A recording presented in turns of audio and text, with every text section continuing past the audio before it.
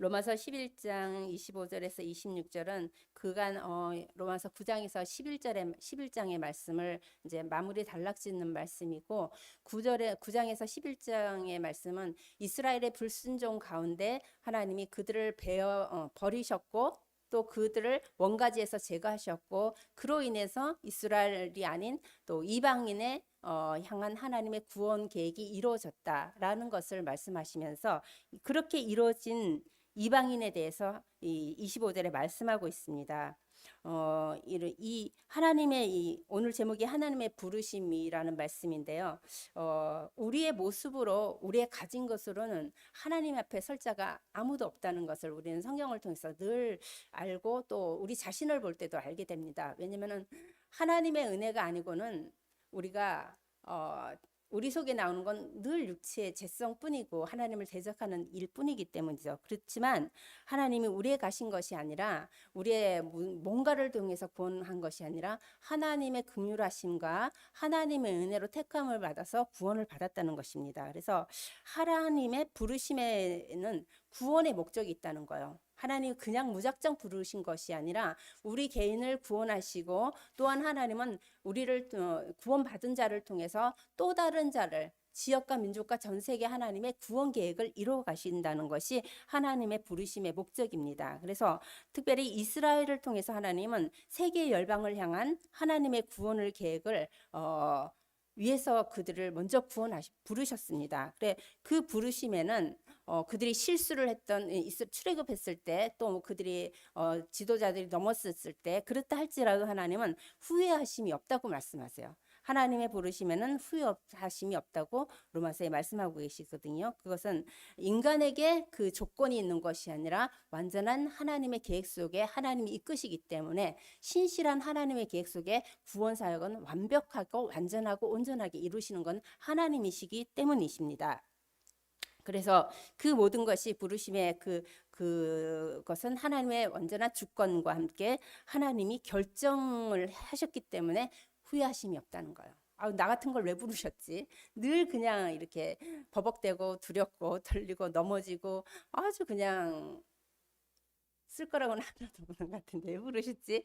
그렇지만 하나님은 내가 알지 못하는 하나님의 계획은 나를 구원하시는 계획에 있다는 그 말씀입니다. 그래서 하나님의 궁극적인 목적은 우리를 부르셔서 하나님의 자녀로 만드셔서 이 구원의 여정 속에 만들어 가시면서 새하늘과 새 땅에 하나님을 데리고 이끄시는 것이 하나님의 구원의 목적입니다. 그래서 하나님은 갈대아 우르에서 아브라함을 부르셔가지고 그에게 복과 씨와 땅의 언약을 주셨잖아요. 그 복과 씨와 땅의 언약이 뭐냐?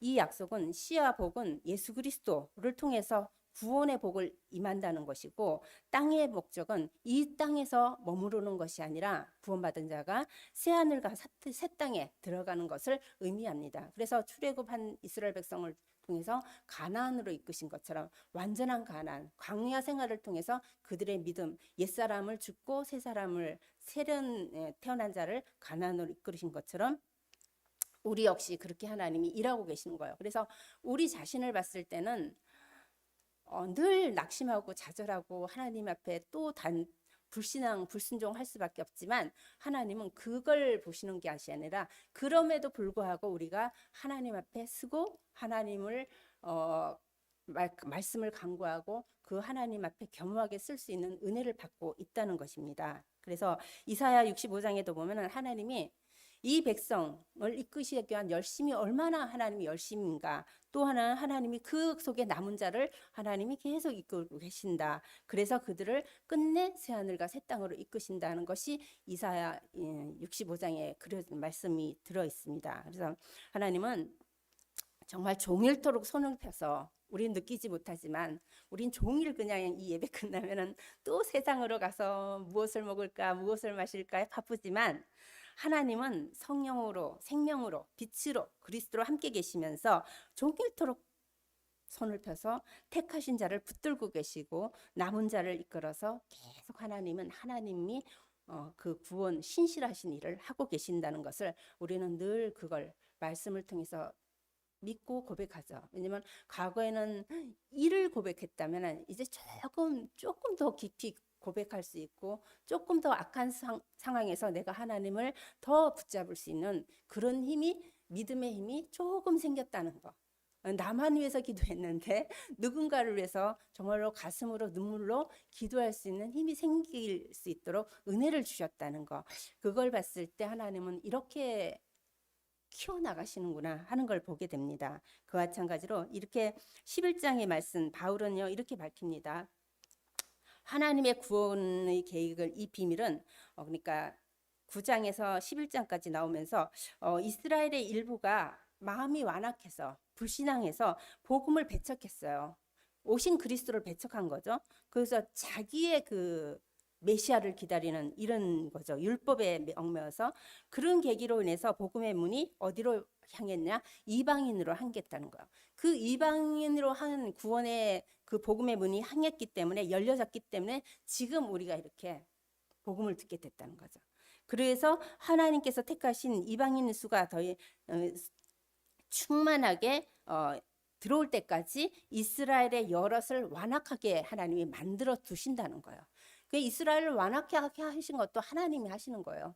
그걸 통해서 하나님은 이스라엘의 완악함이 없었다면은 이 우리의 구원은 또 늦어질 수 있고 또 다르겠죠. 그렇지만 하나님이 이 우리를 이방인을 향한 구원의 계획을 이스라엘을 향해서 사용하셨다는 거. 그래서 이방인의 수와 또 이스라엘이 함께 이스라엘의 택한 자가 돌아올 때까지 하나님은 계속 일하시는데, 이방인과 이스라엘이 함께 그리스도로 완전히 영적 이스라엘로 완전히 세워질 때, 그때 어떤 일이 일어나냐? 그리스도의 재림이 재림의 그리스도가 재림하시고 또 뭐요? 세상의 종말이 임한다는 것을 예표하고 있습니다. 그래서 궁극적으로는요, 이 말씀을 마지막은 종말론적인 하나님의 긍휼하심과 그 긍휼하심이 민족과 혈통을 초월해서 모든 자에게 임할 것이라는 거예요. 그 모든 자는요, 이스라엘과 이방인과 함께 하나님께로 다 돌아오는 자. 그는 전체, 그러니까 이 세계 모든 사람이 돌아오냐? 이스라엘의 모든 민족이 돌아오냐? 그것이 아니라 예수를 그리스도로 믿는 복음을 믿음으로 받아들이는 그 택한 백성들이 돌아온다는 거죠. 그 충만한 수, 이방인의 충만한 수, 또 이스라엘의 충만한 수라는 건 그거예요. 하나님의 택하신 자, 영세전에 창세전에 택한 자는 하나님 반드시 돌아오게 하신다는 말씀입니다. 그래서 이렇게 돌아올 때까지 이 하나님의 일은 계속 이루어진다는 것을 말씀하고 있습니다. 그래서 11장 25절에서 27절에 보면은요, 이 하나님의 그 구원을 이루는 것을 신비라고 하시면서 비밀이라고 하셔요. 그 비밀은 계시로만 알 수 있다는 거. 그리고 여기서 이 비밀을 깨닫고 고백하는 자가 구원을 받을 수 있다는 거. 그와 함께 그 구원받은 자는 제사함을 받을 뿐만 아니라 시온에서 오시는 새 언약의 중보자 예수 그리스도를 마음에 새긴 자가 될 것이라는 것을 말씀합니다. 그래서 이 보면은 그런데 이방인 25절은 형제들아 너희가 스스로 지혜했다 하면서 이 신비를 너희가 모르기를 내가 원하지 아니오느라. 이 신비는 이방인의 충만한 수가 들어오기까지 이스라엘에 더러는 우둔한 자가 되니라. 제가 이스라엘의 그 완악함 때문에 구원을 받은 그 이방인들, 그 형제들하고 말하는 거예요. 형제들아 너희들이 이 신비, 이 계시를 받은 거, 이 그리스도를, 이 신비를 통해서 구원을 받은 거 너희들 받았다고 너무 교만하지 마라. 자만하지 말라는 거예요. 저들은 그리스도를 배척해가지고 내가 받았어. 교만하지 말라는 거예요. 자만하지 말라는 거죠. 더 나아가서 이스라엘을 무시하지 말라는 거예요. 그거에도 하나님의 계획이 있다고 말씀하시는 것입니다. 그래서 그리하여 온 이스라엘이 구원을 받으라.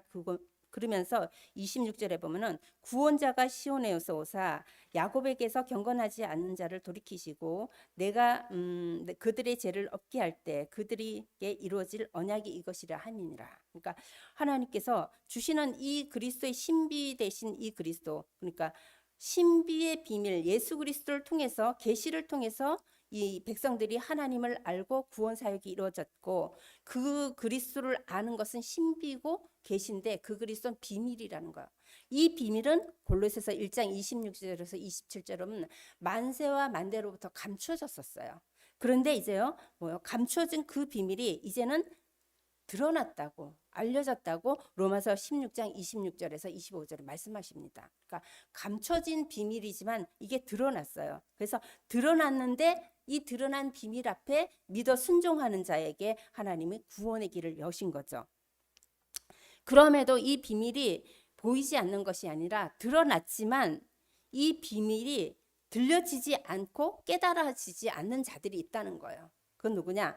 마음이 완악했었고 마음이 어두워진 자, 하나님 앞에 불순종하면서 하나님 앞에 마음을 열지 않는, 아직 구원받을 자인데 아직 그 문이 안 열린 자도 있고, 또 영원히 구원받지 못할 자도 있는데 아직 그게 안 열렸다는 것은 신비의 계시의 복음이 세상에 다 밝혀졌는데 안 들리는 자들이 있다는 거예요. 복음이 안 들리는 자들이 있다는 거예요. 그것은 아직까지 그들의 마음 상태가 완악한 상태다, 이렇게 말씀하고 있습니다. 그렇지만 이방인의 수와 이스라엘의 수가 또 구원 사역에 동참할 수 있는 그 백성들이 다 들어올 때까지 하나님은 일하고 계신다라고 말합니다. 그래서 이렇게 이 그리스도가 어떻게 오시냐? 시온에서 오신다고 합니다. 그러니까 아브라함과 이삭과 야곱의 하나님, 야곱의 족보를 통해서 다윗과 유다를 통해서 메시아 그리스도가 오셨잖아요. 그렇게 오신 그 그리스도를 통해서 인간은 구원을 받는데, 이 구원을 받지 못한 상태 있는 자들이 이 시온에서 오는 메시아를 만나야지만이 반드시 구원을 받을 수 있다는 거죠. 하나님과 단절된 인간은, 죄의 문제로 인해서 단절된 인간은 반드시 그리스도가 그에게 심령에 와야 되고 이 땅에 오신 그리스도를 만나야지만이 그 죄에서 돌이킴을 받을 수 있다라고 말합니다. 그 언약에 대해서는 그들이 죄가 없어질 때까지, 이 죄 사함을 받을 때까지 이 언약이 내가 너에게 준 언약, 이 언약이 그들에게 들려지길 원하는 거죠. 그래서 우리 역시도 오늘날 우리가 허물과 죄로 죽은 우리의 죄를 도말시켜서 하나님의 언약 속에 살게 하셨다. 이거는요, 완전한 하나님의 은혜입니다. 그러니까 이 에레미야 33장에 보면은 이렇게 33장 31절에서 33절을 보면은 이렇게 말해요. 내가 이스라엘 집과 유다 집에 새 언약을 맺으리라. 이것이 아브라함과 이삭과 야곱을 통해서 맺은 언약이죠. 그래서 이 언약은 내가 그들의 조상을 손을 잡고 애굽 땅에서 인도해 낼 때 내던 날 맺었던 것과 같이 아니하니 내가 그들이 남편이 되었어도 그들은 나의 언약을 깨뜨렸도다.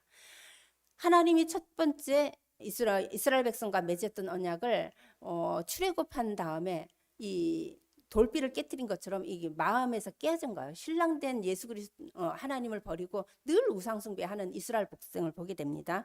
그렇지만 33절에는 그러나 그날 이후 내가 이스라엘 집과 맺은 언약은 이러하니 곧 내가 나의 법을 그들 속에 넣어두고 그들의 마음에 기록하였느니라. 돌비리에 새긴 언약이 아니라 이제는요, 하나님이 직접 오셔가지고 우리의 마음속에 언약을 새기겠다고 말씀하십니다. 그래서 나는 그들이 하나님이 되고 그들은 나의 백성이 될 것이라 하고 말합니다. 새 언약은 이거예요.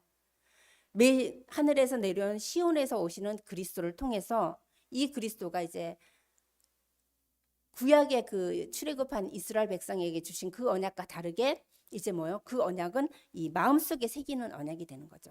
그러니까 너희가 할례를 받는데 마음의 육체의 할례가 아니라 마음의 할례를 받듯이 예수 그리스도가 어떻게 해요? 우리 마음속에 새겨지는 이 언약을 받은 거예요. 근데 마음에 새긴 언약, 그리스도가 나와 함께 있는 언약은 영원히 떠나지가 않는 거나 하나님이 새기셨기 때문에 그 언약을 새긴 자는 나는 그들의 하나님이 되고 그는 나의 백성이 된다고 말씀하십니다. 우리가 언약의 하나님을 잡고 가는 거, 또 우리가 하나님으로부터 제사함을 받고 하나님의 자녀가 되고 하나님의 백성이 됐다는 거, 이것은 정말 하나님이 우리에게 마음에 새기신 그리스도를 통해서 우리 마음에 함께 계신 그 하나님의 언약을 기억하라고 말씀하시는 것입니다. 이렇게 구원을 받을 수 있다고, 이렇게 구원받은 자다. 이방인 너희들이 그냥 잠깐 이스라엘의 불신앙으로 구원받은 것이 아니라 그걸로 통해서 하나님을 만나게 돼서 구원을 받았다. 언약이 심어졌다. 하나님의 백성이 됐다는 것이 얼마나 큰 것이 신비의 계시의 은혜인지를 깨달으라고 하시는 말씀입니다. 그러면서 28절에서 32절에는 그렇게 구원을 받은 그 구원이 임하는데 복음으로 하면 그들이 너희로 말미암아 원수된 자요 택하심으로 하면 조상들로 말미암아 사랑을 입은 자다. 이방인들은요 복음을 들음으로써 택함을 받았어요.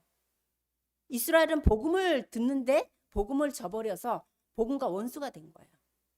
그런데 우리는 이방인은 복음을 들으면서 하나님께 택함을 받아서 하나님의 자녀가 됐는데 이스라엘은 진짜 복음을 들어야 될 사람은 복음을 버리면서 그 하나님과 원수가 되면서 되었지만 조상들로 말미암아 사랑을 입은 자라고 말해요. 왜냐면은 조상들 아브람과 이삭과 야곱을 통해서 맺은 하나님이 택한 그 이스라엘 조상을 통해서 하나님이 그들을 그 언약을 기억하시고 이스라엘을 잊지 않고 계시는 거예요.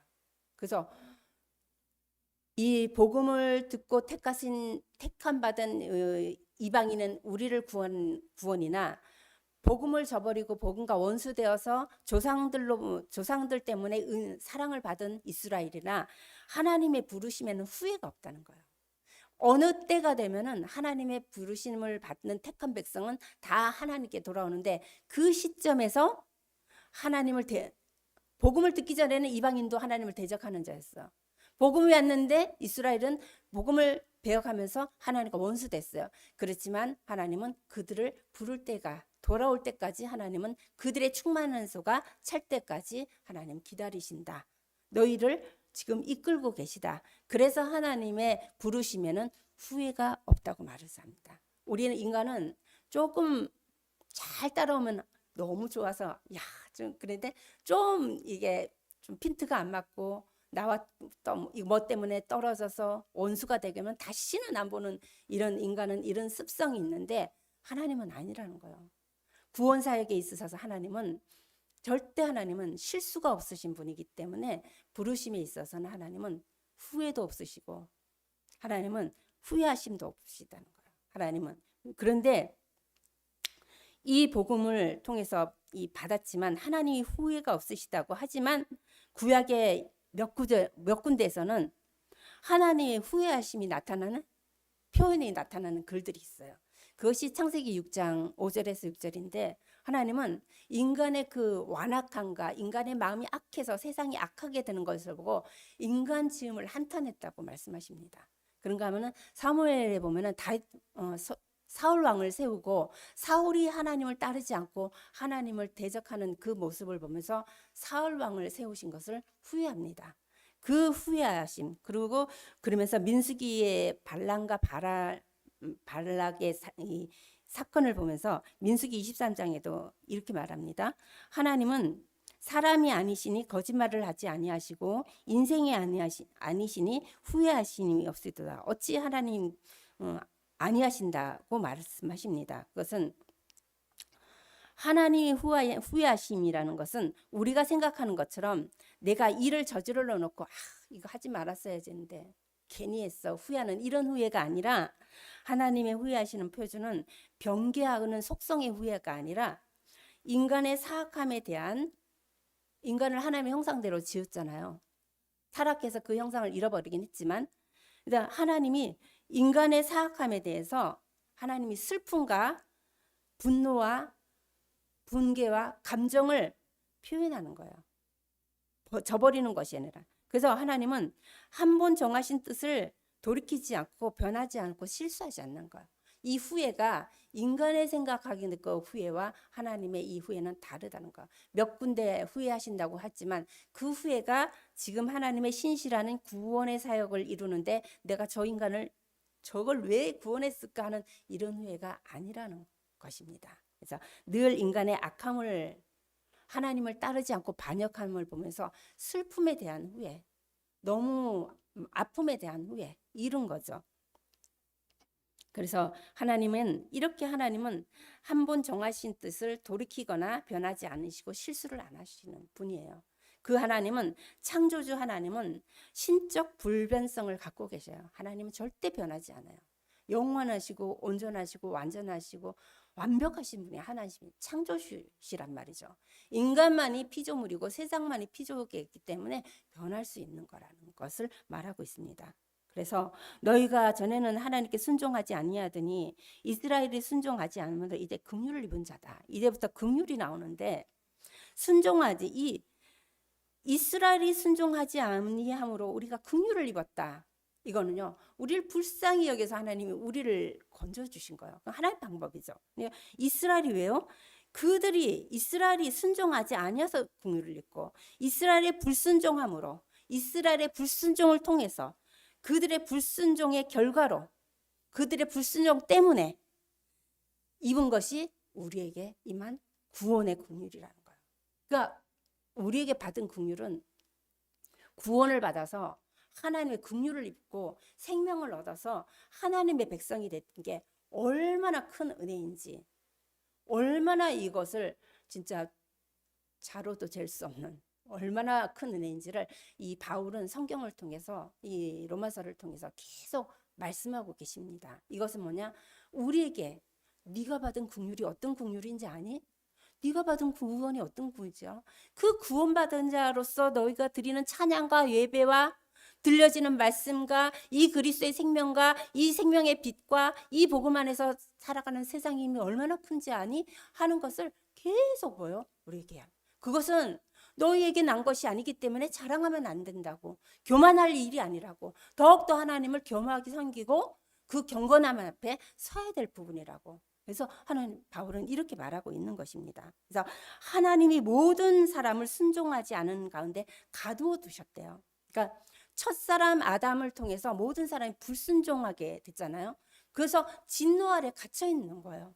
이 가두어 두신 것은 가두어 두지 않으면은 에덴 동산에서 아담이 선악과를 먹고 에덴 동산에 그대로 뒀다면은 생명나무를 먹고 죄를 해결하지도 못하고 계속 살게 되는 것을 하나님은 막으시려고 생명나무를 막는 그 그룹들을 막으셨고 에덴에서 쫓아냈어요. 쫓아냈다는 것은 다시 구원의 기회를 얻기 위해서 하나님이 하시는 방법이었다는 거죠. 그랬듯이 모든 사람이 불순종하는데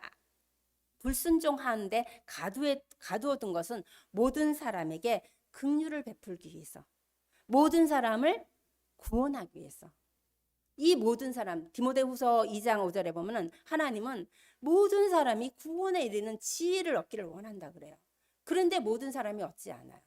근데 하나님은 기회는 주지만 마음이 완악하고 귀가 어두웠고 마음의 불순종 때문에 하나님의 가까이 오는 자가 없다는 거죠. 그렇지만 하나님은 모든 사람, 아담 위에 불신앙한 모든 사람, 모든 죄 아래 있는 사람, 진노 아래 갇힌 자들, 세상의 불순종 가운데 아들들과 역사한 영에게 갇혀서 종교가 무엇인지 복음이 무엇인지 구분도 못하고 사는 이들에게 하나님은 긍휼의 기회를 주고 있다는 거죠.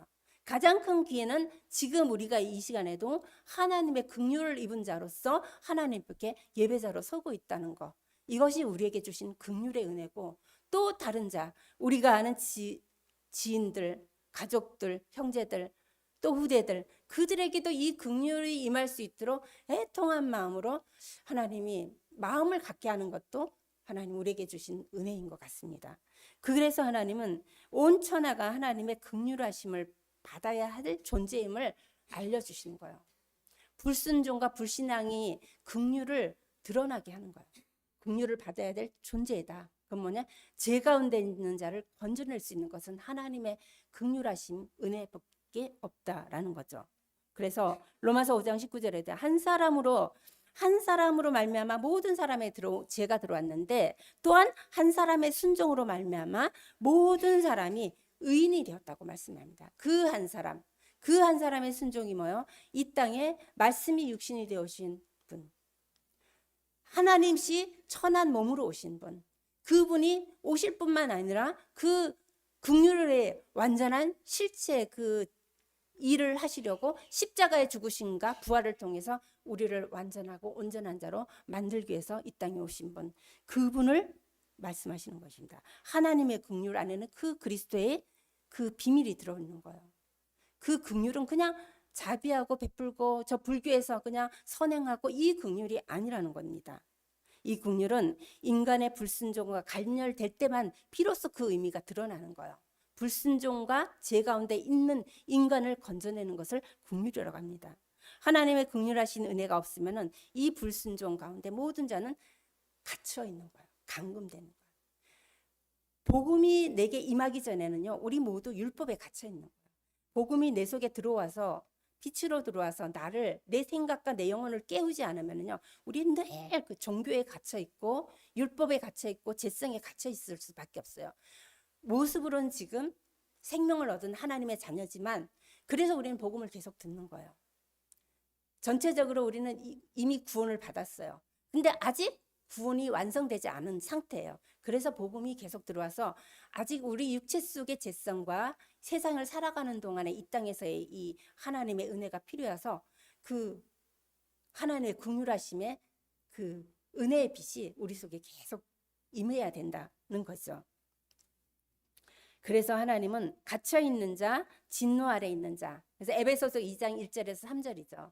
허물과 주로 죽었던 자, 세상 풍속을 쫓는 자, 진노 아래 있는 자, 이들을 하나님은 건지기 위해서 하나님께서는 하나님께서 베푸시는 긍휼은 유대인이나 헬라인이나 차별이 없어요. 모든 자, 이 땅의 모든 자, 모든 사람이 죄를 범하여 하나님께 영광에 이르지 못하더니 로마서 1장에잖아요. 이방인 너희는 죄인이다. 유대인 너희도 죄인이다. 3장에 모든 사람이 죄인이다 하잖아요. 그래서 4장 25절에 예수 그리스도는 우리 죄 때문에 그가 내어준 바 되었다. 그리스도가 오신 거죠. 이렇게 하나님 앞에 하나님이 우리를 구원하시려고 보내달다는 거예요. 그 가운데 지금 11장의 이 말씀은 이방인 너희가 받은 복음을 듣고 택하심을 받은 자 얼마나 하나님의 큰 은혜를 입은 자인가라는 것을 말합니다. 그런 자가 33절에서 36절에 보면 하나님을 찬양할 수 있다고 하는 거죠. 하나님이 어떤 분인지 고백하고 인정할 수 있는 거예요. 그래서 신실하신 하나님의 크심을 아는 거죠. 그건 뭐냐? 무엇으로도 하나님의 그 지혜와 지식을 우리는 알 수 없다. 정말 내 지식과 나는 이 땅에 사는 동안에 하나님을 알 수 있는 길이 우리 속에서는 1도 없는 거예요. 정말 우리는 세상을 좋아하지 하나님을 좋아하는 이런 체질이 아니라는 거죠. 그런데 하나님은 그리스도를 통해서만 알 수 있도록 우리에게 계시의 영을 주셨다는 거예요. 그래서 예수께서 하나님은 우리의 근심하지 말라 하고 말씀하십니다. 왜요? 예수님은 우리에게 길과 진리와 생명 되시기 때문에 우리에게 생명을 주시러 오셨고 온전한 진리 속으로 인도하시고 완전한 길로 인도하시는 예수 그리스도를 통해서 하나님을 알아갈 수 있어요. 아무리 세상에 많은 과학이 발달하고 의학이 발달하고 지식을 갖고 있다 할지라도 그것으로는 하나님이 알 수가 없는 거예요. 상황과 정황을 통해서 문제와 사건을 통해서 아니면 내게 당한 이 너무 힘든 일을 통해서 잠시 이게 하나님의 은혜였어. 하나님 나에게 이런 응답을 하셨어 하는 것을 깨달을 수 있지만 그거는 그냥 이 성경이 말하는 하나님을 알아가는 길은 아니라는 거죠. 온전히 그리스도를 통해서만이 하나님을 알 수 있다는 거죠. 그래서 33절에 그런 거예요. 깊도다 하나님의 지혜와 지식이 풍성하며 하나님의 지혜와 지식은 풍성해요. 풍성해. 그래서 그 지식과 지혜와 그 하나님의 그리스도의 그 넓이와 깊이와 높이와 길이와 넓이는 측량할 수 없다. 저 바닷물을 다 해도 하늘의 모든 걸 해도 하나님의 지혜와 지식은 알 수가 없는 것. 그 지혜와 지식이 우리를 구원하는 그리스도 예수를 보내주시는 그 지혜와 지식을 우리는 알 수가 없는 것. 이 알 수 없는 것. 그래서 우리는 우리에게 주어진 진짜 하나님이 계시한 것을 통해서만이 마음이 열려서 조금 하나님의 은혜를 고백하는 거예요. 한 주간 살다 좀 힘들 일이 있어서 뭔가 풀렸어. 하나님의 은혜야. 하나님이 이렇게 도우셨어. 이게 조그만의 평안이 온데 그나마도 그걸로도 너무 큰 하나님을 찬양할 수 있다는 것이 보여지는데 성경 바울을 통해서 아는 이 하나님은 어마어마한 것 같아요. 이런가 하면은 우리에게 주시는 그렇지만 우리는 하나님의 지혜와 지식의 부유함을 알지 못하지만 하나님은 우리 안에요 그리스도 예수를 마음을 닮아가도록 그리스도 예수를 담아두셨어요. 그것이 고린도전서 2장 16절에 있는 거예요. 우리가 하나님을 어떻게 닮아가냐? 어떻게 하냐? 그리스도 예수를 닮아가는 거예요. 그리스도 예수를 통해서 알아가는 거예요. 그때 하나님을 진짜 알 수 있다는 거죠. 하나님은 모든 지혜와 지식과 보화를 그리스도에게 담겨 놓으셨기 때문이죠. 그래서 그 안에 모든 부유함이 있다는 거예요. 우리가 우리 안에 그리스도의 마음을 아는 지혜를 우리 안에 담겨주셨다. 그러니까 우리가 조금만 하나님 지혜 계시형을 주사 우리를 하나님 알게 하소서. 이 기도만 계속해도 뭔가 그리스도에 대한 하나님에 대한 은혜, 말씀을 읽을 때 그 깊이, 이 말씀을 통해서 나를 보는 관점이 조금만이라도 달라진다는 거죠. 그건 하나님이 일하심이라는 겁니다. 그래서 누가 주의 마음을 알아서 주가 그의 묘사가 되겠느냐? 누가 주의 마음을 알아서 주께 묘사가 되겠냐? 주님을 가리키겠느냐? 우리가 어떻게 주님을 가리킵니다. 죄인이 어떻게 하나님을 만날 수 있고 이 피조물이 어떻게 창조주를 가리킬 수 있습니까? 그것이 죄예요. 그것이 하나님의 자리에 앉는 거예요. 그로 인해서 죄가 들어온 거죠. 그래서 우리 인생은요, 하나님을 향하는 마음이 있어도 버림받아서 마땅할 자인데도 하나님은 우리를 품어주신 것. 그렇기 때문에 말할 수 없고 측량할 수 없는 그 은혜가 우리 속에 말씀을 통해서 하나님은 성령이 우리에게 그렇게 깨닫게 하신 거죠. 우리가 할 수 있는 것은 정말 이 피조물인 인간이 할 수 있는 것, 지극히 높으신 창조주 하나님을 그 두려움 가운데 이 하나님을 경외하는 마음이 생긴다는 것, 이것만으로도 굉장한 것 같아요. 그래서 35절에 보면 이는 만물이 주께서 나오고 주로 말미암고 주께로 돌아갑니다. 모든 세계는 하나님이 창조하셨고 하나님께서부터 모든 것이 나왔고 또 마지막 하나님께서 돌아간다는 거죠. 우리도 이것을 말하면서 욥기에 말하는 건데 이 말씀을 통해서 제가 봤어요. 이런 말씀이 있더라고요. 네가 욥한테 말하는 겁니다. 네가 땅에 기초를 세울 때 네가 어디 있었느냐? 이 땅에 기초를 창조할 때 너 어디 있었냐? 가슴 속에 지혜 있는 자가 준 것이냐? 마음 속에 총명은 누가 준 것이냐? 네 가슴 속에 지혜를 준 자가 누구며 마음 속에 총명을 준 자가 누구냐라고 묻니다. 그랬을 때 나는 비쳐나오니 무엇이라 주께 대답하오리까 손으로 내 입을 가릴 뿐이니다. 이 욥이 너무 고통 가운데 너무 많은 재앙 가운데 새 친구의 막 그런 비난을 듣고 했을 때 마지막에 하나님이 욥한테 묻는 그 말 속에서 욥은 말합니다. 내가 너무 비쳐나오니 주께 대답하오니 내 손으로 입을 가릴 뿐이다. 할 말이 없다는 거죠. 이렇게 말합니다. 그래서 하나님의 자비하심과 긍휼하심의 은혜는 복음을 통해서만 들을 수 있고 받을 수 있다는 거. 근데 우리는 이렇게 그냥 하나님이 내려주신 은혜로 복음을 듣고 믿음으로 살 수 있다는 이 말씀을 들으면서 또 이 복음 안에서 나를 발견할 수 있는 은혜를 주셨고 또 이 복음이 나에게 너무 필요하다는 우리에게 꼭 필요한 것은 복음이라는 것을 계속 듣게 하신 하나님 정말 감사할 따름인 것 같습니다. 들려진다는 은혜가. 그러면서 무엇으로도 알 수 없는 하나님의 지식이지만 정말 그리스도를 통해서만 알기 때문에 우리는 예수 그리스도를 알아가는 것. 이 땅에서 예수 그리스도를 알아가는 게 믿음의 성장이고 하나님이 일이라고 합니다. 하나님의 일이 무엇입니까? 요한복음의 말씀 하나님의 일은 내가 보낸 자를 믿는 것이 하나님의 일이라고 말씀하시는 것처럼 예수 그리스도를 믿는 것. 영생은 무엇이냐? 하나님을 보내신 자 그를 아는 게 영생이라고 말씀하십니다. 그래서 내가 주께 대하여 귀로만 듣기만 하였사오나 이제는 눈으로 주를 배움나이다. 욥이 말합니다. 귀로만 듣던 이 주를 눈으로 보는 것 같다고. 우리에게 이런 은혜가 있을 수 있도록 하나님 또 우리에게 말씀을 주셨습니다. 우리에게 지혜와 계시의 영을 주사 하나님을 알게 하였다. 바울의 고백이지만 우리의 고백이 되어서 바울과 같은 좀 그렇지만 그런 하나님을 바울이 알았던 그 예수 그리스도를 정말 알기를 원한다는 생각이 많이 듭니다. 하나님이 보내자 예수 그리스도 통해서만이 정말 주신 은혜에 너무 감사드릴 뿐이고 이 11장을 통해서 이렇게 감사한 자가 12장에 바로 얘기하는 거예요. 12장이 연결돼요. 지금까지는 구원에 대해서 얘기했지만 12장부터는 구원받은 자의 삶, 네가 어떻게 구원을 받았고 하나님이 어떤 분인지 알고 어떤 은혜를 받은지 알았다면은 그러므로 형제들아 내가 하나님의 모든 자비하심으로 권하노니 너희 몸을 하나님이 기뻐하시는 산 제물로 드려라 라고 말합니다. 이 산 제물은 구약의 제사는 다 죽은 짐승의 제물을 드렸어요. 근데 신약에 와서 산 제사는 뭐예요? 예수 그리스도의 죽음과 함께 부활해서 살아있는 자가 하나님께, 살아있는 자가 살아계신 하나님께 드리는 제사, 그게 예배예요.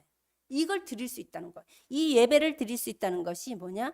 이 사실을 아는 자, 부르심과 택하심의 사실을 아는 자, 언약을 마음에 새긴 자, 하나님의 말씀 앞에 합당하게 부르심에 대한 하나님의 뜻을 아는 자죠. 그래서 복음으로 택하심을 받은 자라는 그 은혜와 함께 부르심에 합당한 삶을 살아가도록 우리의 기도 제목이 되고, 정말 이 세상이 또 우리의 죄성이 우리와 함께 세상에서 요동해서 계속 떠내려가지 않도록, 또 우리 속에 견고한 하나님을 대적하는 견고한 진이 무너지도록 우리는 날마다 그리스도 앞에 그리스도의 말씀을 잡고 그리스도에게 합당한 자로 살아갈 수 있도록 빌립보서 2장 27절 말씀대로 하나님은 우리에게 은혜를 주시고 계십니다. 너 해, 왜 이래? 이게 아니라 말씀으로 은혜를 주셔서 하나님 앞에 스스로 진짜 하나님 앞에 쓸 수 있도록, 예배자로 스스로 쓸 수 있도록, 하나님을 섬길 수 있는 자로, 돌볼 수 있는 자로, 기도할 수 있는 자로,